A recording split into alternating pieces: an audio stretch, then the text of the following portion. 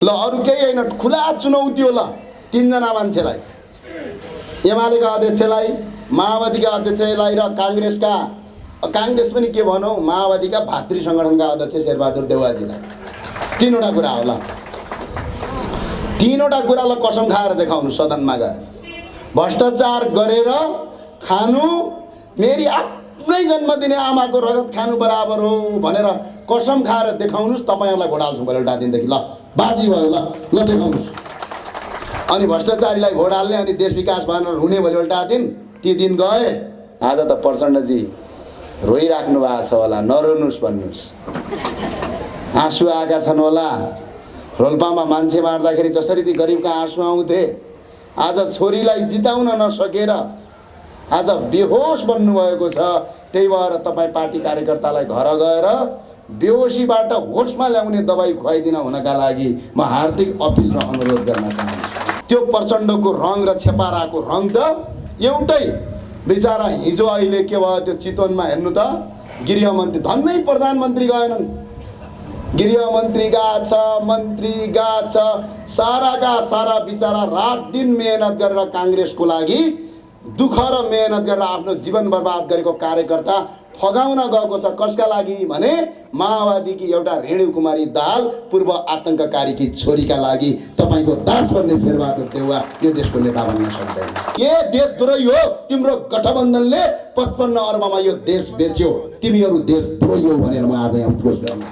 देशको गृहमन्त्री भएर एउटा सांसद एउटा मेयर लड्न गएको मान्छेलाई थर्काउन जाने हिम्मत र दम छ भने हामीलाई थर्काएर हेर, आँखा तरेर देखाउँछौँ हामी। दम छ। के भयो लास्टमा हेर्नु त, फुस्छ। अनि एयरपोर्टमा भेट भएको थियो कांग्रेसका त्यही एमसीसी पारित गर्ने र अरब माग्नेसँग। अब मगन्ते नारायण हो उहाँहरूको नाम। अहिले ब्रान्डेड भिकारी पनि भन्छन् आजकल उनीहरूलाई, बुझ्नुभयो? ब्रान्डेड भिकारीले नेपाल भन्ने देशलाई भिख मागेर विकास गर्छु कसरी भन्यो होला? ल भन्नु त मलाई, ल भन्नु त। अनि कसरी भन्यो हुन्छ? अब त के गर्ने रे? अस्ति टिकटकमा हेरेको थिएँ, एकजना आमा आउनु भएको थियो, एकजना दिदी, ल है भिख देऊ भनेर आउनु भएको थियो। किन भिख मागेको भनेको, नेताले त भिख माग्यो, हामीले किन भिख नमाग्ने भन्ने। भिख मागेर देश विकास गर्छौँ भन्नेलाई भोट दिनु पनि भिकारी नै हो। हेर्नुहोस्, चाहे त्यो जति धनी हो त्यो भिकारी। म भोट तपाईहरुलाई हाल्छु। ल बाजी हो, म हलोमा भोट हाल्दिनँ। ल एउटा कुरा तपाई मलाई बुझाइदिनुस्, नेपालका तमाम जनतालाई बुझाइदिनुस्, त्यो एमसीसी भन्ने चीज त्यसको 6.8 नम्बरको बुदामा के लेखेको छ त्यो मलाई पढाएर सुनाउनुस्। अहिले कांग्रेसका नेताहरूलाई यहाँ चुनावी सभामा आउँदाखेरि उल्टु सुल्टु बोल्ने होइन। त्यो एमसीसी को 6.8 नम्बर बुदा भट्ट पढेर सुनाउने। यदि नेपाली पढ्न आउँदैन तिमीहरू अंग्रेजीका दास हौ, त्यही भएर नेपाली नआउन सक्छ तिमीहरूलाई। नेपाली आउँदैन भने राष्ट्रिय प्रजातन्त्र पार्टीका युवक संगठनले शिरको लगाएर नेपाली सिकाउँछन्। पढेर सुनाउनुस्, त्यसपछि भोट हाल्नुस्। कति राष्ट्रघाती छ त्यो चीज। एउटा किसानले भैँसी, सुँगुर, गाई, बार्खा, कुकुर पालेर रहेछ रे। अनि जहिले पनि त्यो किसानले बिहान गरेर रेखदेख गर्दो रहेछ रे। घाँस दिने, दाना दिने, गोठ सफा गरिदिने, नुहाइदिने गर्दाखेरि अनि एक दिन सुँगुरलाई रिस उठेछ अरे। अनि उठेर के गरेछ अरे, हामी त दास भयौँ, यो हाम्रो समान्ति भयो। अब भोलि त्यो मालिक आयो भने हामी सबै मिटिङ गरेर भने मिटिङ बसेछन् नि टक्कै पारेर। मिटिङ बसेपछि भोलि यो मालिक आयो भने यो घाँस लाउने बित्तिकैलाई लखेड्नुपर्छ, दाना हाल्ने बित्तिकै। भने त्यो मालिक आउन पाएको छैन। सुँगुरले फुँ गरेर, कुकुरले टोकेर, घोडाले लात्तीले हानेर त्यहाँबाट मालिकलाई लखेटेछन्। अब मालिक त लखेटे, अब त्यो त फार्म हाउस हो, अब त्यो गोठ त चल्न पर्यो। अनि के गर्ने भने फेरि मिटिङ बसेछन्। मिटिङ बसेर सुँगुरलाई राजा बनाएछन्, कुकुरलाई त्यसको सहायक बनाएछन्। अनि अब सुँगुरलाई राजा बनाएपछि त सुँगुर मालिक भयो। अब सुँगुरको काम त रात दिनै गुखाने, फु गरेर सुत्ने, घुर घुरेर सुत्ने। भैँसी भोगले कोट पुरा हड्डी निक्लिन लागिसक्यो, घोडा भोगले उड्न पनि सक्दैन, साराका सारा भोक्कै छन्। अनि कोही टक्क पारेर सुँगुर कहाँ नजिकै गएर हामी भोक्कै भयौँ भनेर भन्दाखेरि सुँगुरले फु गर्ने, कुकुरले ह्याउ ह्याउ गरेर टोक्ने। आज राजा फालेर यी सुँगुरहरूले यो देशमा राज्य गरिरहेछन्। तिनका कार्यकर्ता कुकुर फुटे जस्तो भइरहेछ। आज यही हो अवस्था यो देशको। केपी शर्मा ओलीज्यूको गृह जिल्ला निर्वाचन क्षेत्र दमकमा राष्ट्रिय प्रजातन्त्र पार्टीको मेयर राम थापाले अत्याधिक बहुमूल्य जित्दैछन्। तपाईहरुको जमानत जफ्त गर्नु। त्यसपछि आयो प्रचण्डजी। आज त प्रचण्डजी रोइराख्नु भएको छ होला, नरोनुस् भन्नुस्। आँसु आएका छन् होला। रोल्पामा मान्छे मार्दाखेरि जसरी ती गरिबका आँसु आउँथे, आज छोरीलाई जिताउन नसकेर आज बेहोस बन्नुभएको छ। त्यही भएर तपाईँ पार्टी कार्यकर्तालाई घर गएर बेहोसीबाट होसमा ल्याउने दबाई खुवाइदिन हुनका लागि म हार्दिक अपिल र अनुरोध गर्न चाहन्छु। यो कस्तो गठबन्धन, अचम्मको गठबन्धन। जे गरे पनि हुने रहेछ यो देशमा। जनता पनि हामी बडा गजबको। यिनीहरूले देश बेच्दाखेरि पनि थाहा छ देश बेच्यो भनेर, तर भोट अन्त नजाने। भोट हाल्यो, अन्त भोट हाल्यो भने पक्लास भने तर घरमा राखेको, तपाईको घरमा काम गर्न राखेको त्यो कामदार पनि त्यति धेरै इमानदार हुँदैन कि जति तपाईँ कार्यकर्ताहरू आफ्ना नेताप्रति इमानदार हुनुहुन्छ। आज मलाई दया लाग्छ, कति पैसा दिन्छन् हो यिनीहरू, के दिन्छन् हो दिमागमा त्यो। राष्ट्र बेच्यो कांग्रेसले भन्ने दुनियाँलाई थाहा छ। स्वयं नेपाली कांग्रेसका सभापति शेरबहादुर देउवालाई थाहा छ कि मैले गलत काम गरेँ भनेर। थाहा हुँदाहुँदै अझै कांग्रेसलाई भोट हाल्ने। भोलि तपाईँका छोराछोरीले के भन्लान् भन्नुहोस् त। बाबा बाबा देश बेच्दाखेरि, एमसीसी ल्याउँदाखेरि कांग्रेसका नेताहरूले चाइना र अमेरिकासँग 70 अर्ब, 20 अर्ब, 30 अर्ब, 40 अर्ब मागौँ र देश विकास गरौँ भन्दाखेरि तपाईँ त्यही कांग्रेसलाई भोट हाल्नुभयो र यो देश बर्बाद गर्नुभयो। कांग्रेसका नेता शेरबहादुर देउवा मात्रै अपराधी होइनन् कि तिनलाई भोट हाल्ने मान्छे पनि त्यत्तिकै अपराधी हुन् भनेर तपाईँका छोराले सोध्लान्। है सोध्लान्। आस्था हुन्छ पार्टीमा। तपाईको आस्थालाई म जहिले पनि आत्मसम्मान गर्छु, तर मलाई एउटा कारण देखाइदिनुस्। नेपाली कांग्रेस बीपी को कांग्रेस हो? किशनजीले उत्पादन गरेको कांग्रेस हो? गणेशमान सिंहको सिद्धान्तमा हिँड्या हो? ल म तीनटा कुरा भन्छु। एउटा कुरा कसरी होइन भनेर आज म पुष्टि गरिदिन्छु तपाईहरुलाई। एउटा कुरा के भनेका थिए विश्वेश्वर प्रसाद कोइरालाले, बीपी अर्थात बीपीले के भन्नुभएको थियो, कांग्रेसको संस्थापक हुनुहुन्छ। यदि कसैले राजालाई मार्न आयो भने मेरो घाँटी माथि, राजाको घाँटी तल।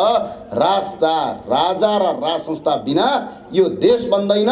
कांग्रेसको मुख्य एजेन्डा भनेको राज संस्था भन्यो। आज त्यही कांग्रेस राज संस्थाका विरुद्धमा गएको छ।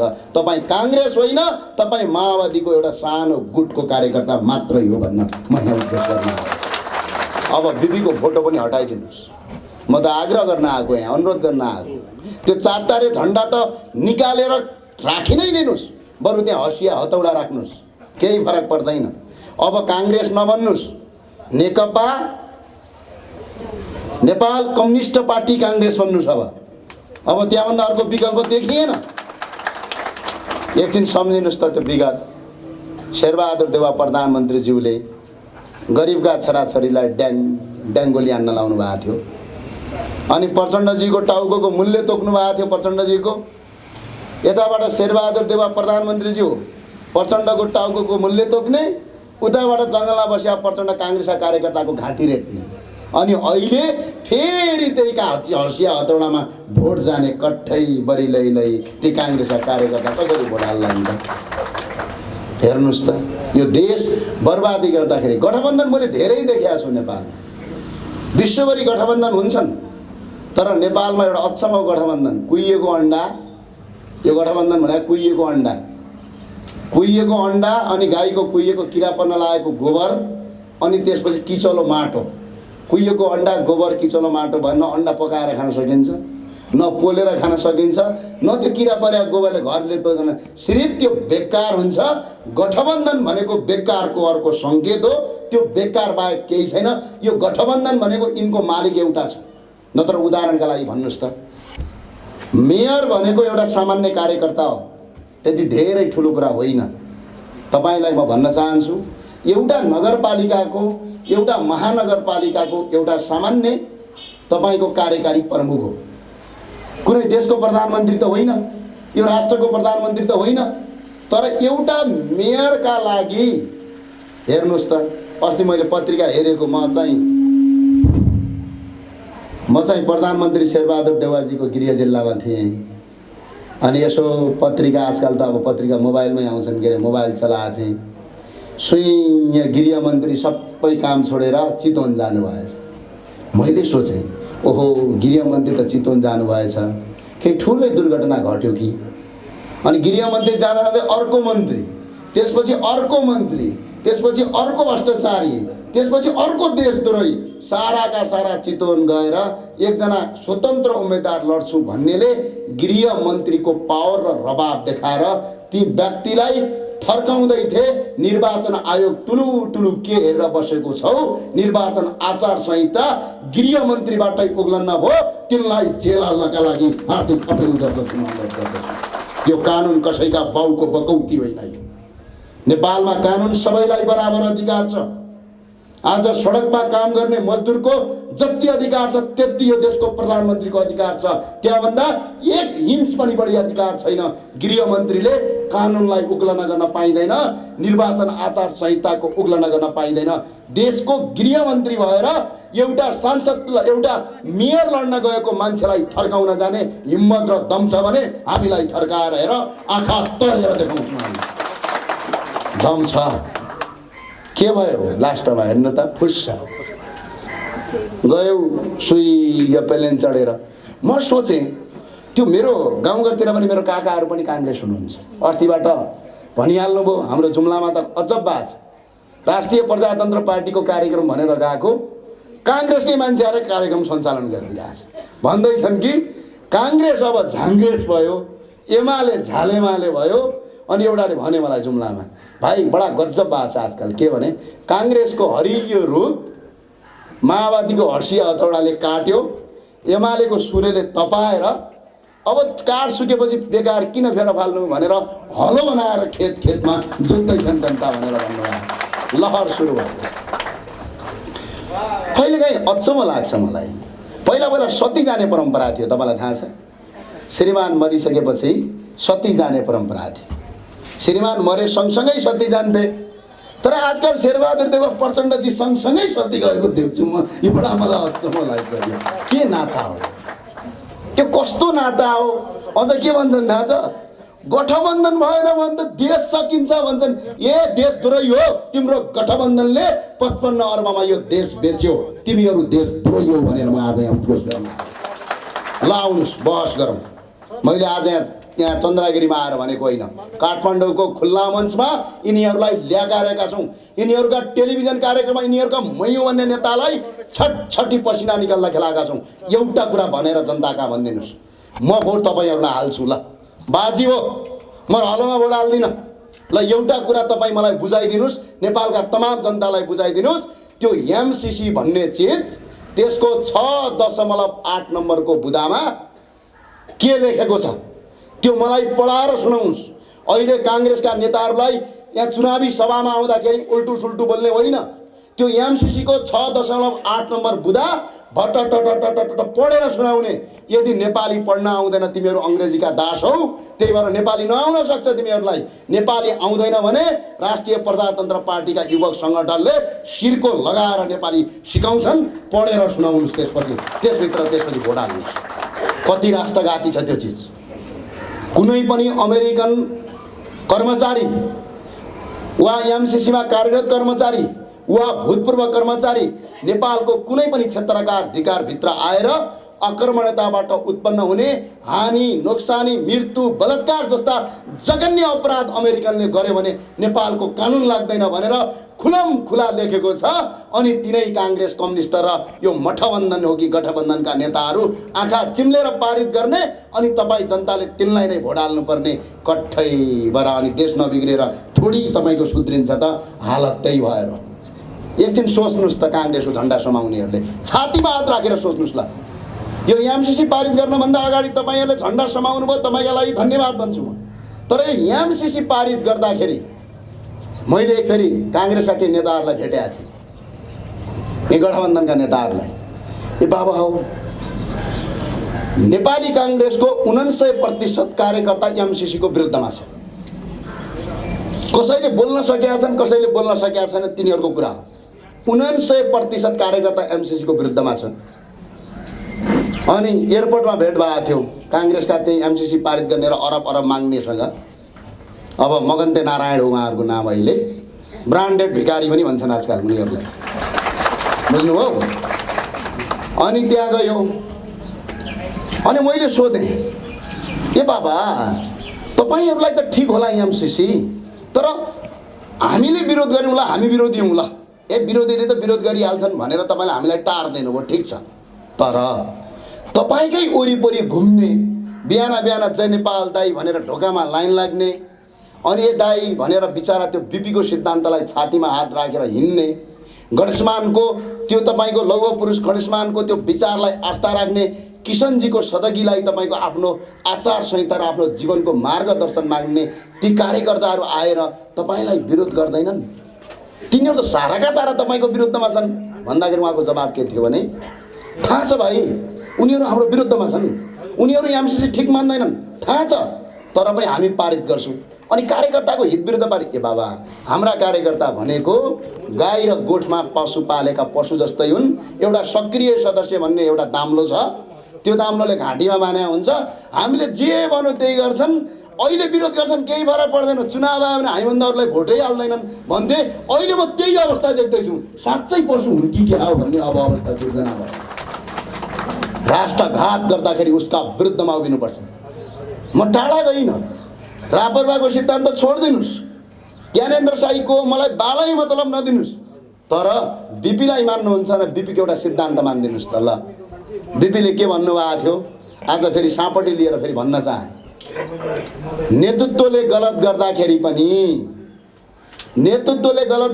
पनि टुलु टुलु हेरेर बस्ने, त्यही नेतृत्वको झन्डा समाउने, फेरि त्यसैलाई भोट हाल्ने कार्यकर्ता भनेको कि त दास हो कि त अवसरवादी हो, त्यो भन्दा अरू होइन भनेर बीपीले भनेको थिए। अब फैसला गर्नु तपाईको, तपाई दुईटा मध्ये त एउटा हो पक्कै। केका लागि भोट हाल्ने ल भन्नुस् त? देश लुट्नका लागि भोट हाल्ने? ल मैले भने तपाई रापरवालाई भोट नहाल्नुस्, ल मलाई नेपाली कांग्रेस र माओवादीलाई भोट हाल्ने 4 वटा कारण देखाइदिनुस्। ल म यहाँ रापरवा कार्यक्रममा भनेको छैन, कोही परका कांग्रेस हुनुहुन्छ भने मलाई भनिदिनुस्, म आज तपाईसँग जवाब माग्न आएको। ल भनिदिनुस्, 4 वटा मात्रै कारण भन्नुस्। यो देश भ्रष्टाचार वाइसेल तपाईको एनसेलको 62 अर्बको घोटाला कांग्रेसले गरेन कि, वाइट बडी घोटाला गरेन कि, देशलाई 31 वर्षदेखि बन्धक बनाएन कि, त्यतिले मात्र पुगेन, एमसीसी जस्तो राष्ट्रघाती चीज पारित गरेर नेपालीलाई दास बनायो कि बनाएन। दास गर्नेलाई भोट हाल्नु भनेको अब हामीले सम्झिनुस् त कस्तो होला। दासलाई जसले दास गर्यो त्यसैलाई आज हामी तपाईको भोट हालिराखेका छौँ, अझै नेता मानिरहेछौँ भने संसारको उत्कृष्ट हामीभन्दा ठुलो दास संसारमा कोही पनि छैन। वास्तविकता दास भनेको हामी होइन। विचार भए पो पार्टी हुन्छ, विचार भएन भने कसरी पार्टी हुन्छ? विचारै छैन। हिजो डडेलधुरामा गएको प्रधानमन्त्री शेरबहादुर देउवाजी कति वर्षपछि आउनुभयो भनेको, चुनाव जितेका दिनदेखि 1 दिन गएको थिए अरे हेलिकप्टरमा, त्यो पनि 21 मिनट बसेर जम्मा, त्यो पनि आर्मी क्याम्पभित्र। आजसम्म मुख देखाएको छैन। पछि चुनाव आयो भने फेरि नमस्कार गर्न आउँछन् भनेर मैले सल्लाह दिएर आएको छु। सुपर ग्लुप ल्याउने, त्यो आजकल नेताहरू बाटोमा आयो भने यस्तो गर्दै हिँड्छन् नि, मलाई यस्तो लाग्छ कि त्यो सुपर ग्लुप दुईटै हातमा टाल्ने, यतायति टाल्दिने, चप्प चप्काएपछि त्यो खोल्न पर्दैन। जतिखेर नमस्कार गर्दा राति सुतेको बेला यस्तो नमस्कार गरेर बस्छन्। यी चुनाव बाहेको बेला घर घरमा आउनेहरू हिजो कोभिड हुँदाखेरि तपाईको घर घरमा किन आएनन्, यसको जवाब खोज्नु साथै नेताहरूले। अस्ति यही नगरपालिकामा साडी बाँड्दै थिए। साडी किन बाँडे बाबा? 1-1 तोला सुनका औँठी बाँडे पनि त हुन्थ्यो। त्यो रोक्नु हुँदैन। मैले निर्वाचन आयोगले रोक्यो भने कहाँ त्यो गलत कुरा हो भने। ए बाबा जनतालाई कसैले साडी बाँड्दैछ त मजाले लिने, किन छोड्ने? आनन्दले लिने। 1-1 तोलाको सिक्री बाँडे भयो भने हामी पनि आइन लाग्थ्यौँ। हिजो कोभिड भएको बेला यी जनतालाई साडी बाँड्नेले 1 बोरा 1 किलो चामल बाँडे। एकछिन जनतालाई के छ अप्ठ्यारो हजुर लाउन, आज गाह्रो भयो उपचार गर्नलाई आए, अनि त्यतिखेर हामी अभियन्ता ज्ञानेन्द्र साई आउनु पर्थ्यो। बिचरा यही नगरपालिकाबाट 765 जनाभन्दा बढी मान्छेको जीवन बचाएको छौँ। कहाँ थिए त्यतिखेर यी मेयरहरू? देवेन्द्र दाई यहीँनिर साँची हुनुहुन्छ। तपाईँका मेयर साहबलाई चण्डागिरी नगरपालिकामा भेटेर एम्बुलेन्स चलाऊ भन्दाखेरि ड्राइभर थिएन। ड्राइभरको तलबसम्म हामीले बियर गरेर तिरेर तपाईँको सेवामा हामी खटिएका थियौँ। त्यतिखेर यिनीहरू कहाँ थिए? त्यति क्वेसन गरिदिनुहोस्। हिजो अप्ठ्यारो पर्दाखेरि कहाँ थियौ? आज नमस्कार गर्न आयौ, केका लागि आयौ भनेर सोधिदिनुहोस्। अरू केही पर्दैन। यति गरे पनि क्रान्ति हो। यो क्रान्तिको सुरुवात हो। अब त कस्तो भयो भने म पनि अहिले नेता हुँदैछु है। अब जे गरे पनि हुने रहेछ भन्ने भयो क्या नेपालमा। चोरे पनि ठिक छ, लुटे पनि ठिक छ, डाँगा डाले पनि ठिक छ। नेताले जे गरे पनि कार्यकर्ताले पार्टी नछोड्ने अनि सानैदेखि लागेको बानी देशद्रोही र राष्ट्रघातीलाई मात्रै भोट जाने भन्ने गीत गाउने, छम छमी नाच्ने, यस्तो किसिमको परम्पराले यो देश कहिल्यै पनि अगाडि बढ्दैन, जहिले पनि पछाडि पर्छ। र राष्ट्रिय प्रजातन्त्र पार्टीका नेता कार्यकर्तालाई म आज भन्न आएको तपाईँलाई, यदि म ज्ञानेन्द्र साईले कुनै पनि गलत काम गरे भने मेरा विरुद्धमा खडा हुने, मेरा विरुद्धमा तपाईँहरूले आवाज उठाउने र मलाई साधारण सदस्य नरहने गरी कारबाही गर्ने, माग गर्ने, यसका लागि म तपाईँलाई अपिल गर्न आएको। अब हेर्नुहोस्, यो पार्टी भन्ने चिज पनि अचम्मको हुँदो रहेछ। जे गरे पनि हुने। हेर्नुहोस् त त्यो ब्रान्डेड भिखारीहरू कसरी बोलिरहेछन्। हामी पृथ्वीनारायण शाहका वीर गोर्खालीका सन्तान भनेर संसारभरि चिनिने नागरिक अब ब्रान्डेड भिखारीका नागरिक भनेर चिनिने भयो यो देशलाई। अचम्म छ बा। मलाई एउटा कुरा भनिदिनु तपाईँहरूले, तपाईँहरू त दिनभरि जानुहुन्छ यताउति घुम्नुहुन्छ, 2-4वटा कुरा मलाई भनिदिनुहोस् ल। यहाँबाट तपाईँ त्यहाँ पर गएर अहिले इन्डियाका मान्छेहरू प्रायः जसो हिन्दीमा बोल्नेहरू भिख मागिरहेको देख्छु म। यो नगरपालिकाले कन्ट्रोल गर्नुपर्छ। तर त्यो भिखारीले दिनमा 2000-3000 कमाउँछन्। तर त्यो भिखारी कहिले अरबपति भए देख्नु भएको छ? अनि यी ब्रान्डेड भिखारीले नेपाल भन्ने देशलाई भिख मागेर विकास गर्छु कसरी भन्यो होला? ल भन्नु त मलाई, ल भन्नु त। अनि कसरी धनी हुन्छ? अब त के गर्ने रे? अस्ति टिकटकमा हेरेको थिएँ, एकजना आमा आउनुभएको थियो, एकजना दिदी, ल है भिख देऊ भनेर आउनुभएको थियो। किन भिख मागेको भनेको, नेताले त भिख माग्यो, हामीले किन भिख नमाग्ने भन्ने। भिख मागेर देश विकास गर्छौँ भन्नेलाई भोट दिनु पनि भिखारी नै हो। हेर्नुहोस्, चाहे त्यो जति धनी हो त्यो भिखारी। ए बाबा, मान्छे धनी धनले हुने हो र मान्छे धनी मनले हुने हो। मान्छे धनी आफ्नो दिमागले हुने हो। भिखारीलाई भोट हाल्ने झन् ब्रान्डेड भिखारी। ल अब त्यहाँभन्दा अरू केही पनि होइन। भिख माग, आज 60 अर्ब माग, 70 अर्ब माग, 20 अर्ब माग। हिजो काङ्ग्रेसले 48वटा संस्था बेचेर गर्ल्याप्प खायो। त्यही भएर आज तपाईँका छोराछोरी विदेशमा काम गर्छन्। आज यहाँ कस्तो अवस्था छ ल सम्झिनुहोस् त एकैछिन तपाईँले। म टाढा गइनँ। नेपाल प्रहरीको कुनै पनि एउटा कर्मचारीले ल छाती खोलेर भनौँ शुद्ध उसको तलबले आफ्ना छोराछोरी र आफ्ना बालबच्चा पाल्न सक्छ? सक्दैन। नेपाल निजामती कर्मचारीको कुनै पनि कर्मचारीले 1 रुपियाँ भ्रष्टाचार नगरी जति तलब आउँछ त्यही तलबमा म आफ्ना छोराछोरीको उपचार गर्छु, मेरा छोराछोरीलाई तपाईँको बालबच्चाको उपचार गर्छु र श्रीमतीलाई 100 कपडा किन्न पनि त्यो पैसाले पुग्दैन। आज साराका सारा पैसा भ्रष्टाचार गर्ने अनि भयभरका पार्टीका कार्यकर्तालाई कर्मचारी बनाउने अनि देशका राम्रा राम्रा अफिसरलाई माथि बढ्नै नदिने अनि न्यायाधीश बन्नका लागि पनि घुस खुवाउने, सरुवा बढुवा गर्नका लागि घुस खुवाउने, त्यो घुस ल्याएर तपाईँको नेतालाई दिने अनि नेताले त्यो घुस ल्याएर जनतालाई खुवाउने अनि त्यो जनताले घरमा पनि आफ्नो दलालको झन्डा राख्ने अनि जिन्दाबाद र मुर्दाबाद गर्ने अनि देश विकास भनेर सडकमा आन्दोलन गर्नु भनेको व्यर्थै हो। तपाईँको हातमा 5 वर्षमा एक पटक अधिकार आउँछ, त्यो अधिकार हो छाप। तपाईको अधिकार भोलिपल्ट दिन खुसिन्छ। राष्ट्रिय प्रजातन्त्र पार्टीलाई नै भोट हाल भन्न आएको होइन म यहाँ। तपाईले सोच्नु होला राष्ट्रिय प्रजातन्त्र पार्टीको कार्यक्रममा आज आफैलाई भोट माग्यो होइन। यदि राष्ट्रिय प्रजातन्त्र पार्टीले असल उम्मेदवार खडा गरेको छ भने भोट हाल्नुस्, असल उम्मेदवार खडा गरेको छैन भोट नहाल्नुस् भन्न आएको म यहाँ। हामीले इमानदारका साथ काम गर्ने भनेका छौँ। हाम्रो पार्टीको अध्यक्ष ल अरू केही होइन, खुला चुनौती हो ल 3 जना मान्छेलाई, एमालेका अध्यक्षलाई, माओवादीका अध्यक्षलाई र काङ्ग्रेसका काङ्ग्रेस पनि के भनौँ, माओवादीका भातृ सङ्गठनका अध्यक्ष शेरबहादुर देउवाजीलाई तीनवटा कुरा होला, तीनवटा कुरालाई कसम खाएर देखाउनु सदनमा गएर। भ्रष्टाचार गरेर खानु मेरी आफ्नै जन्मदिने आमाको रगत खानु बराबर हो भनेर कसम खाएर देखाउनुहोस्। तपाईँहरूलाई भोट हाल्छु मैले एउटा दिनदेखि। ल बाजी भयो, ल देखाउनुहोस्। अनि भ्रष्टाचारीलाई भोट हाल्ने अनि देश विकास भनेर हुने भोलि एउटा दिन, ती दिन गए। अब तपाईँले सदाचारीलाई भोट हाल्नुहोस्। अब प्रचण्ड त बाटो छन्, फेरि अर्कै गर्लान्। भ्रष्टाचार गरेर खानु मेरी पर छिमेकी आमाको रगत खानु हो भनेर पनि भन्न बेर छैन प्रचण्डले। यो चाहिँ नभन्नु है, किनभने तिनले यसो सेलरोटी पकाए जसरी कुरो घुमाउँछन्। त्यो एमसिसीको बेला हेरे क्या, म त न्युज हेर्दै थिएँ। बिहान बल्टी चिया खाने बेला के भन्छन् भने यिनी एमसिसी राष्ट्रघाती छ, कार्यकर्ता गइहाल, बिचरा ती सोझा साझा प्रहरीलाई ढुङ्गाले हानिहाल भनेर बिचरा प्रहरीको तपाईँको टाउकोमा ढुङ्गा हानेर बिचरा त्यो प्रहरीको के दोष? एमसिसी ल्याउने आफै, पारित गर्ने आफै, अनि आफ्नै भतुवा कार्यकर्ता लगेर सडकमा ओह्रालेर ढुङ्गा हानेर राष्ट्र सेवक प्रहरीमाथि ज्यादती गर्ने यिनीहरू। अनि बिहान बल्टी भन्ने जाऊ जाऊ जाऊ जाऊ त्यो प्रहरीको एउटा वर्दी लगाएको एकजना नेपाली सरबाराको छोरालाई ढुङ्गाले हान्दाखेरि संसारकै इतिहास जिते जस्तो, विश्व पल्टाए जस्तो सम्झिने दास मनोवृत्तिका कार्यकर्तालाई राप्रपाले जहाँ भेट्यो त्यहीँ लकेटो गर्न आवश्यक छ। हामी त्यत्तिकै आएका होइनौँ।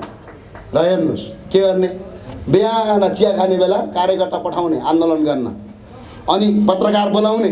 एमसिसी कस्तो छ भनेर पत्रकारले सोध्यो भने चिया खाने बेला बिहान ठिक छैन, यो राष्ट्रघाती छ भन्ने। अनि दिउँसो खाना खाने बेला एमसिसी कस्तो छ भन्दाखेरि होइन यो सोचौँला भन्ने। अनि बेलुका भात खाने बेला एमसिसी ठिक छ, पारित गर्नुपर्छ भन्ने। यी छेपारो प्रवृत्ति भएका विदेशी दलाललाई यो देशबाट बहिष्कार नगर्दासम्म मुलुक बन्दैन। ल भन्नुहोस्, ए बाबा हो काङ्ग्रेस र शेरबहादुर देउवालाई यो कुरा म मान्छु, देशद्रोही नै उनीहरू भए पनि कमसेकम देशद्रोही कुरा पनि पहिलेदेखि देशद्रोही हुँ भने क्या। त्यो प्रचण्डको रङ र छेपाराको रङ त एउटै। बिचरा हिजो अहिले के भयो त्यो चितवनमा हेर्नु त, गृहमन्त्री धन्नै प्रधानमन्त्री गएनन्, गृहमन्त्री गएको छ, मन्त्री गएको छ, साराका सारा बिचरा रात दिन मेहनत गरेर काङ्ग्रेसको लागि दुःख र मेहनत गरेर आफ्नो जीवन बर्बाद गरेको कार्यकर्ता फगाउन गएको छ। कसका लागि भने माओवादीकी एउटा रेणु कुमारी दाहाल पूर्व आतंककारीकी छोरीका लागि। तपाईँको दास बन्ने शेरबहादुर देउवा यो देशको नेता बन्न सक्दैन। अनि गए, अनि मैले सोचेँ, अनि त्यस्तै डडेलधुरामा कर्ण मल्ल भन्ने एकजना शेरबहादुर देउवालाई पटक पटक चुनौती दिने डडेलधुराको काङ्ग्रेसको सभापतिलाई कारवाही गरेछन्। अनि राति आएर मसँग 12-1 बजीतिर बस्नुभयो, सबै कुरा सुनेको। यो केका लागि मरि हत्या गर्छन् भने यिनीहरूको फादर एउटै छ, यी पार्टी अलग अलग भए पनि यिनीहरूको बाउ एउटै छ। त्यो बाउ हो अमेरिका। त्यो अमेरिकाका यी दलालहरू जबसम्म ल बाजी रह्यो, ल एउटा माओवादीको एउटा सांसदलाई काङ्ग्रेसको कार्यकर्तालाई फिर्ता गर्नका लागि गृहमन्त्री किन गयो भने यिनीहरूको फादर अमेरिकाले प्रचण्ड र तिमी त दाइ आयो, मिल्न पर्छ, तिमी दुइटै मेरा नोकर र दास हो, तिमी दासहरू मिलेन भने मैले कहाँ राज गर्न पाउँछु भनेर भन्यो। त्यही भएर यिनीहरू चितवन गएको छ। यी दासहरूको प्रवृत्तिको अन्त्य गर्न आवश्यक छ। नेपाली जनताले अब पनि यिनीहरूलाई भोट हाल्नु भनेको हेर्नुहोस्, तपाईँका छोराछोरीको भविष्य बर्बाद गर्नु। अनि अचम्मको देश छ हाम्रो। आहा कति अब बिरालोलाई के गरिदिन्छन् भनेपछि बिरालोलाई दुध हेरेर बस रे क्या, दुधको यत्रो कचौरा लगेर राख्ने। अनि बिरालोलाई के भन्ने भने चाहिँ ए बिरालो तैँले दुध हेरेर बस है भनेर बिरालो दुधको गोठालो बिरालो बनाइदिने। हेर्नुहोस् त्यो एमाले भन्ने चिज गुठी कसले बेच्यो? मलाई भनिदिनुहोस् त एकछिन, टाढा गएको छैन म गुठी। अनि तपाईँहरूले भोट हालेर एमालेलाई जिताइ गर्ने, तिनीहरूले गुठी पारित गरेको गर्ने बिचरा तपाईँ आन्दोलन गरेको गरे, अरू केही काम छैन हाम्रो। जिताउने, फेरि देशद्रोह गर्ने, फेरि सडकमा जाने, फेरि जिताउने, फेरि देशद्रोह गर्छन्, सडकमा जाने। अब हामी काम केही नगर्ने, सिर्फ यिनीहरू देशद्रोह गर्ने अनि हामी सडकमा गई गर्नुपर्ने।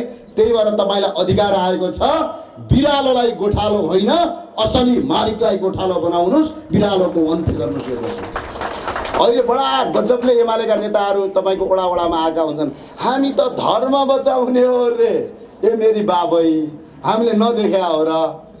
यो गुठी विधेयक ल्याउँदाखेरि साराका सारा एमाले काङ्ग्रेस मिलेर गुठी पारित गरेर नेपालका नेवारहरूको संस्कृति मासेर धर्म मासेर यिनीहरूको जग्गा हडपेर खानका लागि यिनीहरूले गुठी विधेयक ल्याएको बिर्सिनुभयो। अझै यिनलाई भोट दिनु भनेको बिरालोलाई दुधको साँची रातको बराबर हो। यहाँभन्दा अरू केही पनि होइन। तपाईँहरू एकपटक सोध्नुहोस्।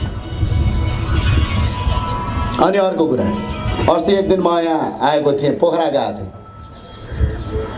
त्यहाँ घर घरमा एउटा समस्या छ। छोरा अलिकति ठुली भयो भने काठमाडौँतिर त अलिअलि घर पनि लगाएको छन्, भाडा आइराखेको छ, कहिलेसम्म आउने हो। एक दिन यो काठमाडौँ दुनियाँको असल सिटी होइन कि दुनियाँको सबभन्दा खराब सिटी बन्दैछ। तपाईँहरूलाई थाहा होला। एकछिन प्लेन चढेर हेरिदिनुहोस् त माथिबाट, रुख बन्ने चिजै छैन, खण्डहरै खण्डहर। यो पहिला महाभारतमा खण्डक प्रस्थ भन्ने थियो एउटा, त्यो खण्डक प्रस्थ जस्तो यो खण्डै खण्डको उजाड भूमि जस्तो बनिएको छ। अब यो उजाड भूमिमा कहिलेसम्म घरबाल कर आउने र खाने हो? जुन दिन तपाईँको यहाँ तपाईँको अहिले पनि विश्वको सबभन्दा बढी फोहोर भएको सहरमध्ये 1 नम्बरमा काठमाडौँ अस्ति विज्ञप्तिले निकालेको छ। यहाँ सास फेर्न पनि गाह्रो भइसक्यो। अनि यहाँ के छ, छोरा अलिकति ठुलो भयो भने के भन्छ छोरीले थाहा छ? छोरी तपाईँ ठुलो भयो भने के गर्ने भनेर सोधिदिनु न एकैछिन। छोरीले जवाब के दिन्छ?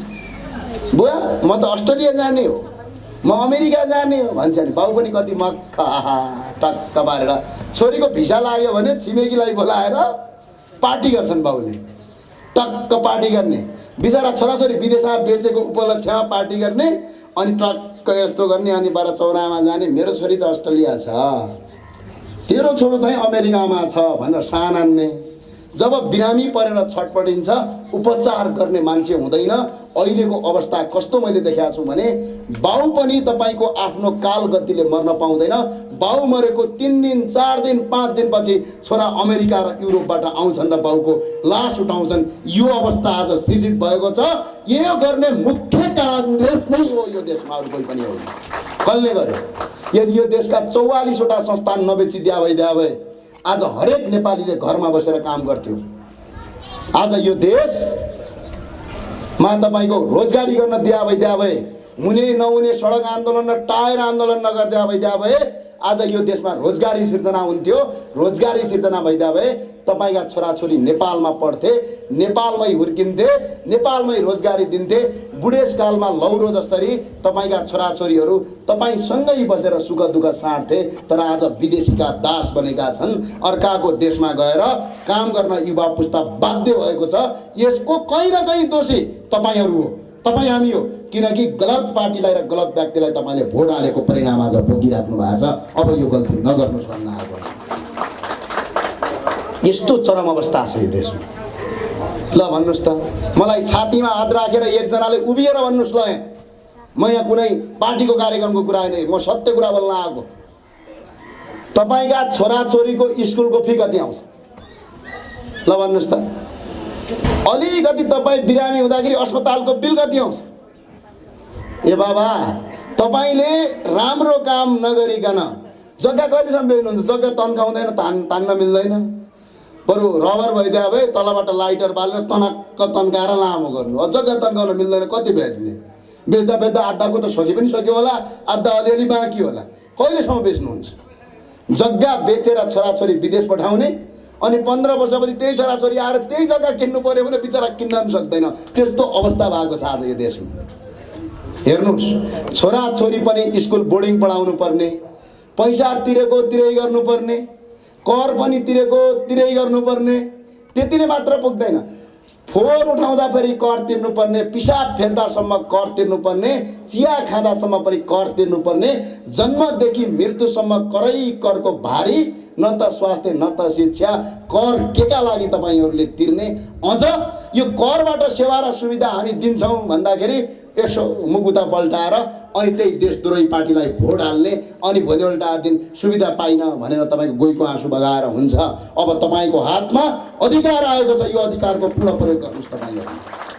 र अर्को कुरा, राष्ट्रिय प्रजातन्त्र पार्टीले अहिले विशेषतया 2-3वटा मुद्दा हामीले उठाएका छौँ। एउटा मुद्दा यो नगरपालिकामा त्यो नगरपालिकामा तपाईँले रापरपालाई यदि चुनाव जिताउनु भयो भने सबभन्दा पहिला माओवादीका छोराछोरीलाई, त्यसपछि काङ्ग्रेसका छोराछोरी, काङ्ग्रेस र माओवादी त एउटै हुन् है, मैले माफ गर्नु होला, भातृ सङ्गठन हो माओवादीको होइन। त्यो माओवादीको भातृ सङ्गठन, तर शेरबहादुर देवाजीले नेतृत्व गरेको एउटा सङ्गठनका सदस्यहरूलाई र अन्यका छोराछोरीलाई 1 क्लासदेखि 12 क्लाससम्म निःशुल्क शिक्षा हामी यही नगरपालिकामा गरेर देखाउँछौँ।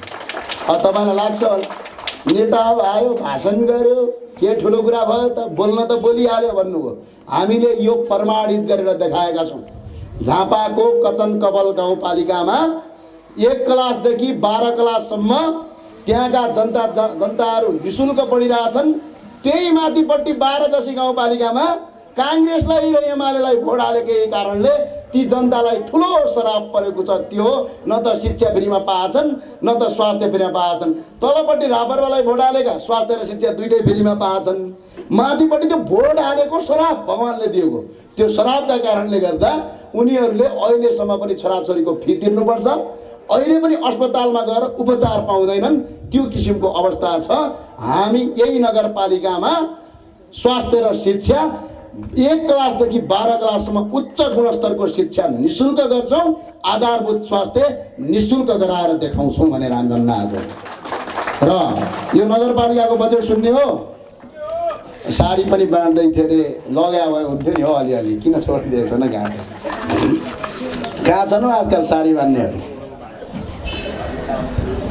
विज्ञप्ति निकाल्दै रहेछन् साडी बाँड्ने। बाबा सुनको सिल आगो छैन, साडी पाएको छैन। बुढा तपाईँले कहाँ साडी लाउन मिल्छ त हौ? ल हेर्नुहोस् है, आशा गर्ने किन थाहा छ, म तपाईँलाई एउटा भन्न आएको। यो नगरपालिकामा हेर्नुहोस्, अघि हामीले शिक्षा र स्वास्थ्य जो निःशुल्क गर्छौँ भन्यौँ, 3-4वटा कारणबाट हामी गर्छौँ। जस्तै 1 नम्बरमा यो नगरपालिकामा 3 वर्षमा 2078, 2077 र 2075 साल गरी 3 वर्षमा 3 अर्ब 17 करोड 96 लाख रुपैयाँ यो नगरपालिकामा बजेट आएको छ। यो पैसा मध्ये झन्डै 1 अर्ब 52 करोड 26 लाख 55 हजार रुपैयाँ नगरपालिकाका कर्मचारी, जनप्रतिनिधि, छोटे महाराज धिराजहरूले आफ्नो मोज र मस्ती र तलब र भत्ता पेन्सन र टिडिएमा खर्च गरेका छन्। राष्ट्रिय प्रजातन्त्र पार्टीलाई तपाईँले चुनाव जिताउनु भयो भने यो 1 अर्ब 52 करोड 26 लाख 55 हजारको 80% कम रकम तपाईँको खर्च गर्छौँ। बचेको रकम स्वास्थ्य र शिक्षामा खर्च गर्छौँ। पैसा हामीलाई उठाउनु पर्दैन, यहीँबाट गर्न सकिन्छ। बेरजो कति छ थाहा छ? काठमाडौँ जस्तो नगरपालिकामा, काठमाडौँको एउटा चण्डागिरी नगरपालिकामा बेरुजो 36 करोड 32 लाखको बेरुजो छ। 36 करोड 32 लाखको बेरुजो भइरहँदाखेरि 2 करोड 57 लाख 90 हजार मोज मस्ती खर्च गरेका छन्। जनताका लागि पैसा माग्न गयो भने के भन्छन्? पैसा छैन। बिचरा जनता बिरामी हुन्छ, सबै त धनी हुँदैन। नगरपालिकाले सहयोग गरोस् भनेर पत्र लगाएर जान्छ, त्यो कागजको टुक्रो यसरी घुमाउँछन्। बाबा बाबा बाबा, पल्लो बेन्चमा गयो, पल्लो बेन्चमा, पल्लो बेन्चमा गयो, माथिल्लोमा, माथिल्लोमा गयो, तल्लोमा, फेरि तल्लोमा गयो, फेरि माथिल्लोमा, घुमाएको घुमाइ गर्छन्। राष्ट्रिय प्रजातन्त्र पार्टीलाई यहाँबाट चुनाव जिताउनु भयो भने हामी एउटा अनलाइन अलर्ट सिस्टम जारी गर्छौँ। तपाईँले कुनै पनि डकुमेन्ट कागज बनाउनु पर्छ भने म्यासेज गर्ने। तपाईको कर्मचारी अफिसमा बस्ने होइन, रातिको 12 बजे गए पनि ती कर्मचारी तपाईँको घर घरमा आएर डकुमेन्ट लिन्छन्। त्यसको केही दिनपछि त्यसको कागज हुलाकका मार्फत तपाईँको घरमा आइपुग्ने व्यवस्था गर्न हामी सक्छौँ। त्यो गरेर देखाउँछौँ। हामी लाइन लाग्नुपर्ने व्यवस्था हटाउँछौँ हामी। अर्को शिक्षा, पैसा कहाँबाट आउँछ भने यो 3 अर्ब 17 करोड 96 लाखको, ल 1 अर्ब त कुम्लै हालियो, त्यो 2 अर्ब रुपैयाँ मात्रै राखिदिया भइदिया। 2 अर्बको बढी पनि चाहिँदैन। 50 देखि 60 करोड रुपैयाँ मात्रै 3 वर्षमा 40 देखि 50 करोड रुपैयाँ गरिबका छोराछोरीलाई शिक्षा, उपचार गर्न नसक्नेलाई स्वास्थ्यका लागि छुटाइदिनुस् त। एक जना पनि तपाईँको जनताले तपाईँको सुविधाबाट वञ्चित हुनु पर्दैन, सेवाबाट वञ्चित हुनु पर्दैन। पैसा यही छ, तर यही पैसालाई लुटेका छन्। ती लुटेरालाई अब तपाईँले चुनावमा जिताउनु भनेको तपाईँका छोराछोरीको भविष्य बर्बाद पार्नु सिवाय अरू केही पनि होइन। अब हाम्रा पनि मेयर साहबहरू हुनुहुन्छ यहाँ, चट्ट देखाएका छन् होला पार्टीमा है। पोहोर साल त्यो मेयर साहब त डङ्की डङ्क गाडी चढाएको थियो, चट्ट ठुल्ठुला कार्यक्रममा प्रमुख अतिथि पनि भएका थिए। यसो पैसाको हिसाब किताब गऱ्यो, काहीँ छैन। जति पनि खर्च गरेका छन्, ठुल्ठुला होटलतिर कहिलेकाहीँ टक्क गएका छन्। आहा, के छ, म पनि अब मेयर बनिहाल्नु पऱ्यो, रापरबाको लहर चल्या छ, मेयर बनिहाल्नु पऱ्यो भनेर उम्मेदवार दिनुभएको छ भने आज चाहिँ यो पदबाट राजीनामा दिएर घर बस्न तपाईँलाई म अनुरोध गर्छु। हामीले उद्घोष गरेका छौँ, हामीले उद्घोष गरेका छौँ के भने एक हातमा राजीनामा पत्र बोक्ने, एक हातमा उम्मेदवारी पत्र बोक्ने, भोलि अलिकति मात्र जनताका विरुद्धमा काम गरेको कहीँ कतै भेटियो भने यो राष्ट्रिय प्रजातन्त्र पार्टीको साधारण सदस्य नरहने गरेर कारवाही गर्छौँ भनेर हामी उद्घोषका साथ दिएका छौँ, गरेर देखाउँछौँ। हेर्नुहोस्, बडा अचम्मको छ यो देशमा। एउटा चोर आउँछ सडकबाट, टक्क पार्टीको टिका लाउँछ, एकै सेकेन्डमा साधु बनिहाल्छ। त्यो कहिलेकाहीँ त्यो कपडा धुने मेसिन देख्नु भएको छ? अब सहरका मान्छे घर घरमा होला के अरे, त्यो कपडा धुने मेसिनमा फोहोर कपडा सट्ट भित्र हालेर अलिकति सरब हाल्ने भने एकैछिन गोरो हुन्छ क्या, त्यो घुर्र घुमेर सट्टै गोरो हुने। अनि अहिले पार्टीमा त त्यस्तै छ। सडकमा भएको चोर एकैछिन टिका लगाएर साधु बन्ने, साधु एकैछिनमा अर्को पार्टीमा जाने बित्तिकै चोर बन्दैन। चोरको चरित्र चोर हुन्छ, भ्रष्टाचारीको चरित्र भ्रष्टाचारी हुन्छ। त्यो कुनै पार्टीको रङ बदलेर हुँदैन। त्यही भएर अहिले राष्ट्रिय प्रजातन्त्र पार्टीले हामीले उद्घोष गरेका छौँ। हाम्रो लडाइँ यो मठबन्धनसँग त पटक्कै होइन। जसको अस्तित्व नै छैन त्यस्तासँग के लड्नु? लड्न त सिंहसँग पो लड्नु, त स्यालसँग थोडी लड्नु। लड्नुको कुनै मजा छैन। र त्यही भएर अबको हाम्रो लडाइँ काङ्ग्रेस, कम्युनिस्ट, माओवादी, एमाले कसैसँग होइन। अबको लडाइँ भ्रष्टाचारीका विरुद्धमा हो। त्यो भ्रष्टाचारी हाम्रो पार्टीभित्र छ भने नि कारवाही गरिन्छ, तिनीहरूको पार्टीमा छ भने पनि कारवाही गरिन्छ। हाम्रो पार्टीभित्रको सदाचारीलाई अगाडि बढाइन्छ, तिनीहरूको पार्टीमा यदि राम्रो मान्छे छ भने यहाँ ल्याइन्छ, टिका लगाइन्छ, अनि सांसद र मेयरको टिकट दिइन्छ, जनताको सेवा गर्ने अवसर दिएर हामी अगाडि बढ्छौँ भनेर आएका छौँ। किनभने अबको लडाइँ सामान्य छैन, असामान्य लडाइँ छ। अहिले हेर्नु त कस्तो छ अवस्था। अब बिदा रे 156 दिन बिदा रे, के का लागि 156 दिन बिदा दिएको भनेको अस्ति कानुन मन्त्रीको विज्ञप्ति हेरेको म हाँस्दा हाँस्दा मऱ्यो।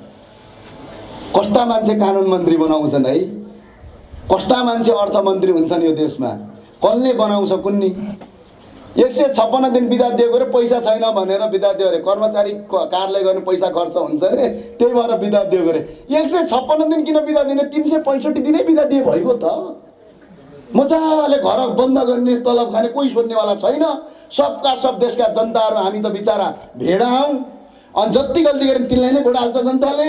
मजाले बन्द गर्ने, 365 दिन आरामले सुत्ने। एउटा कथा याद आउँछ यसपछि मलाई। एउटा किसानले भैँसी, सुँगुर, गाई, बार्खा, कुकुर पालेर रहेछ अरे। अनि जहिले पनि त्यो किसानले बिहान गरेर रेखदेख गर्दो रहेछ अरे। घाँस दिने, दाना दिने, गोठ सफा गरिदिने, नुहाइदिने गर्दाखेरि अनि एक दिन सुँगुरलाई रिस उठेछ अरे। अनि उठेर के गरेछ अरे, हामी त दास भयौँ, यो हाम्रो समान्ति भयो। अब भोलि त्यो मालिक आयो भने हामी सबै मिटिङ गरेर, भने मिटिङ बसेछन् नि टक्कै पारेर।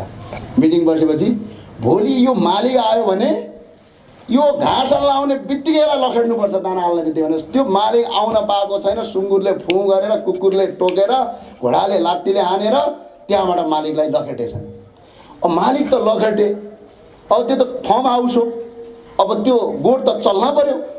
अनि के गर्ने भने फेरि मिटिङ बसेछन्। मिटिङ बसेर सुँगुरलाई राजा बनाएछन्, कुकुरलाई त्यसको सहायक बनाएछन्। अनि अब सुँगुरलाई राजा बनाएपछि त सुँगुर मालिक भयो। अब सुँगुरको काम त रात दिनै गुखाने, फु फु गरेर सुत्ने, घुर घुर घुरेर सुत्ने। भैँसी भोगले कोट पुरा हड्डी निक्लिन लागिसक्यो, घोडा भोगले उड्न पनि सक्दैन, साराका सारा भोक्कै छन्। अनि कोही टक्क पारेर सुँगुर कहाँ नजिकै गएर हामी भोक्कै भयौँ भनेर भन्दाखेरि सुँगुरले फुँ गर्ने, कुकुरले ह्याउ ह्याउ गरेर टोक्ने। आज राजा फालेर यी सुँगुरहरूले यो देशमा राज्य गरिरहेछन्, तिनका कार्यकर्ता कुकुर फुके जस्तो भइरहेछ। आज यही हो अवस्था यो देशको, ठ्याक्कै यही हो। अनि सङ्घीयता ल्याएर 8 खर्ब रुपैयाँ खर्च गर्ने, 8 खरब भनेको ऊ परको त्यो मिड सिटी अस्पताल छ नि, त्यो अस्पताल 1.5 अर्बमा बन्छ। त्यस्ता अस्पताल 566वटा नयाँ अस्पताल बन्छ त्यो 8 खर्ब रुपैयाँले। अनि हुँदा हुँदा पाते साते त्यो ताइन तुइका साइन सुइका ती हेर्दाखेरि पनि यो सांसद हो र लाग्छ मलाई भने। त्यो चटपटे खाएको अघिल्लो दिन त्यो बिचरा चटपटे खाएको मान्छे भोलिपल्ट मन्त्री भएर आइरहेको हुन्छ, पुलिस यस्तो हानिरहेको हुन्छ, बिचरा त्यो प्रहरीलाई कति घिनलाग्दो होला। यो एउटा त्यो काम नब्बे कामको मान्छेलाई स्यालेट हान्नुपर्छ भनेर घर घरमा सांसद बनाएका छन्, घर घरमा मन्त्री बनाएका छन्, जनताको पैसा लुटेका छन्, अनि राज्य कोषमा पैसा छैन भनेर 156 दिन बिदा दिएका छन्। म यहीँबाट उद्घोष गर्न चाहन्छु, राष्ट्रिय प्रजातन्त्र पार्टीबाट साराका सारा बिदा कटौती गर्ने, 8 घण्टा कर्मचारी काम गर्छ भने 12 घण्टा काम गर्न ठोक्नुस्, बल्ल देश विकास हुन्छ, होइन भने देश विकास हुँदैन। संघीयता खारेज गरौँ, 8 खर्ब रुपैयाँ बच्छ, 8 खर्ब रुपैयाँ मध्ये 2 खर्ब रुपैयाँ कर्मचारी र नेपाल प्रहरीलाई छुटाइदिउँ। कति हुन्छ थाहा छ? 1 खर्ब रुपैयाँ नेपाल प्रहरी कर्मचारी सबै 3 लाख भन्दा बढी छैन, छुटायो भने एकजना सिपाहीको भागमा 66,000 रुपैयाँ अरू आउँछ। अहिलेको तलब प्लस 66 गर्दाखेरि एकजना सिपाहीलाई 80 देखि 90,000 रुपैयाँ तलब दिन सकिन्छ। जम्मा 1 खर्ब रुपैयाँ कर्मचारीका लागि छुटायो भने 8 खर्ब रुपैयाँ संघीयताका नाममा, प्रदेशका नाममा खर्च गरेका छन्। ती छोटे राजा हामीलाई चाहिएन। राष्ट्रिय प्रजातन्त्र पार्टी यो संघीयताका विरुद्धमा छ भनेर हामी आएका छौँ। यसका लागि हामीले भनेका कहिले पनि एकछिन सम्झिनुहोस् त, बडा यिनीहरू विदेशको कुरा गर्छ। दिल्लीको त उदाहरण यसरी दिन्छन् कि किनकि दिल्ली सम्झौता गर्छन् यी देशको, र यिनीहरू दिल्लीमा गएर सम्झौता गरेर नेपालको राजा भाल्छन् यिनीहरू।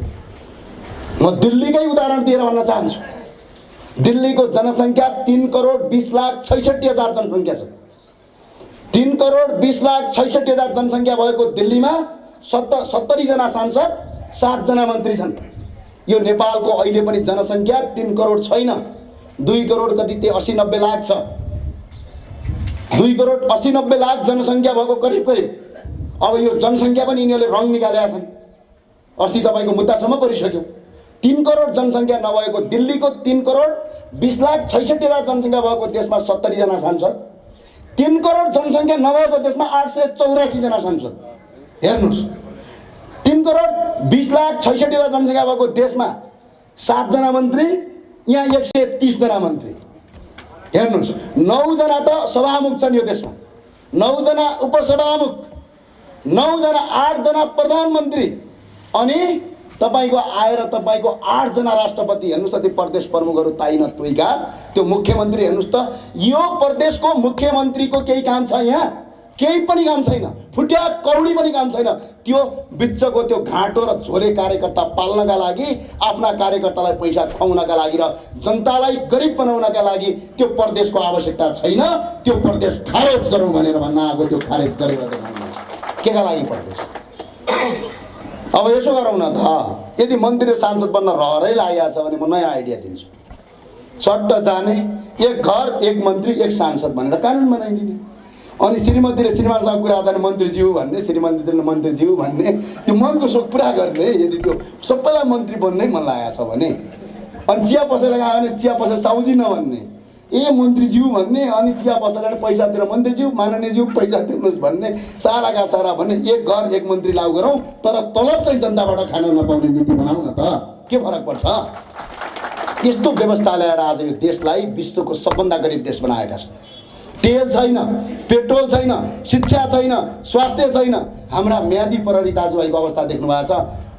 महिना जम्मा 40,000 रुपैयाँ तलब दिन्छ मेरो बिचाइमा, सबै गरेर 40-45 दिन्छ, कति 44,000 रुपैयाँ तलबका लागि 5 देखि 20,000 रुपैयाँ घुस खाएर तपाईँको जागिर खानुपर्ने, ट्रायल पास गर्दाखेरि पनि घुस खुवाउनु पर्ने, सिडिओ कार्यालयमा नागरिकता लिँदा पनि घुस खुवाउनु पर्ने, हुँदा टेन्डर हाल्दा पनि घुस खुवाउनु पर्ने, अदालतमा न्यायाधीश खरिद र बिक्रीमा हुने, पैसा नभइकन न्याय नपाउने, पैसा नभइकन शिक्षा नपाउने, अझै यिनीहरूलाई भोट हाल्ने। हामी संसारको दुनियाँका यहाँ हाम्रो अन्धा दाजुभाइ त के भन्दा, हामी त आँखा भएका पनि दुनियाँको अन्धो र अन्धकारतिर छौँ। यसलाई परिवर्तन गर्नुहोस् भन्न आएको र मेयर र उपमेयरलाई अगाडि आइदिनु अनुरोध छ। म तपाईँ दुवैजनालाई अगाडि बोलाएको, कसम खाएको छ कि छैन? होइन, छैन भने चाहिँ हामी भ्यालिड मान्दैनौँ, तत्काल तपाईँले कसम खानुपर्छ। हामीले उहाँलाई मेयरका लागि अगाडि खडा गरेका छौँ र अर्को उपमेयरका लागि हामीले उहाँलाई 2वटा मात्र 3वटा मात्र काम गर्नुहोस् भनेका छौँ। एउटा काम, भोलि जनता कहाँ जाने, 1 रुपैयाँ तलब पनि नखाने, अहिले 1 रुपैयाँ पैसा पनि नदिने, कसैलाई पनि नदिनु। तपाईँले 10 रुपियाँ पैसा पनि खर्च गर्ने होइन, घर घरमा जाने, हामीलाई पैसा खर्च गर्दैनौँ, अहिले भोट दिनुहोस्, भोलि हामी पैसा खाँदैनौँ, बराबर सब बराबर भनेको सबै बराबर। किन चाहियो? अहिले 10 करोड रुपियाँ खर्च गऱ्यो भने भोलि 20 करोड कमाउनुपर्छ, भ्रष्टाचार गर्नुपर्छ। अहिले 1 करोड खर्च गऱ्यो भने 20 करोड अरू खर्च गर्नुपर्छ। त्यही भएर तपाईँलाई म अनुरोध गर्न चाहन्छु, तपाईँले मन्दिरमा गएर कसम खा हो, छ कि छैन?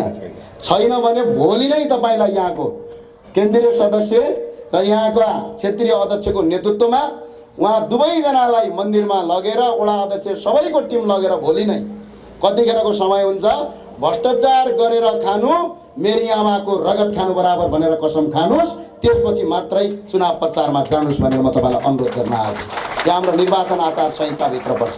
र अर्को कुरा हेर्नुहोस्, यो चुनावमा तपाईँले अहिले जसरी तपाईँ खडा हुनुभएको छ, घर घरमा भोट माग्नुहोस्, 1 रुपियाँ पैसा खर्च नगर्नुहोस्। चुनाव हारे पनि हारिन्छ, केही फरक पर्दैन, तर तपाईँको इमान्दारिता हार्दैन। इमान्दारिता 5 वर्षपछि फेरि आउँछ, फेरि जितेर आइन्छ, केही पनि फरक पर्दैन। त्यसका लागि केही पनि चिन्ता नगर्नु र पैसा खर्च पनि नगर्ने। र हस्, धन्यवाद तपाईँ दुवैजनालाई, अग्रिम शुभकामना पनि दिन चाहन्छु। र जाँदा जाँदै मैले सबैलाई भने, पैसा बाँड्न लागिसके साथीहरू, आजकल देख्नु भएको छ कहिल्यै नदेखेका झन्डाहरू देखिँदैछन्, ठाउँ ठाउँमा टक टक टक टक, गाडीमा पनि हालेका छन्, बाइकमा पनि हालेका छन्, घरमा पनि हालेका छन्। किन थाहा छ? राति पैसाको बिटो आइसक्यो, घरमा नहाल्यो भने भोलि मेरो घरमा झन्डा हाल्ने पैसा दे भन्छ। त्यही भएर म सबैलाई भन्छु, अहिले तपाईँ सबैलाई मेरो अनुरोध के छ भने यिनीहरूकै झन्डा हाल्नुहोस्, हाम्रो झन्डा हाल्नु पर्दैन। के गर्ने? दाई भनेर जाने चुनावमा। अहिले यिनीहरू आउँदैछन्, घर घरमा पैसा बाँड्न आउँदैछन्। केटाहरू दसैँ आएको छ, यो दसैँ हो हाम्रा लागि, तपाईँ केटाहरूको लागि त ठुलो दसैँ हो यो।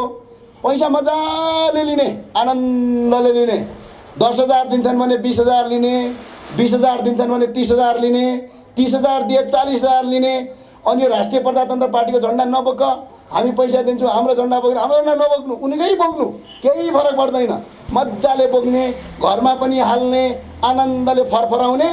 अनि चुनावमा त गोप्य मतदान हुन्छ।